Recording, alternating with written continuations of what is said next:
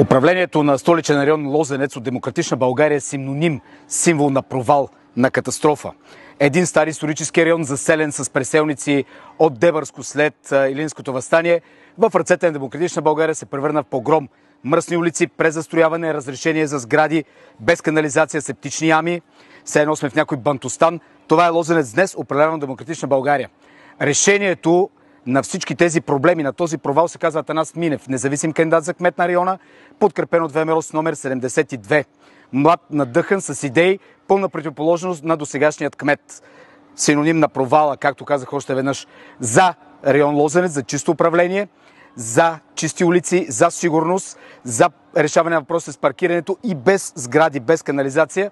Гласувайте с 72 за Атанас Минев, а за кмет на София подкрепете кандидата на ВМРО Карлос Контрера номер 4 и номер 4 в листата за общински съветници. Защото и Лозенец и София заслужават нещо много по-добро от катастрофата, наречена Демократична България.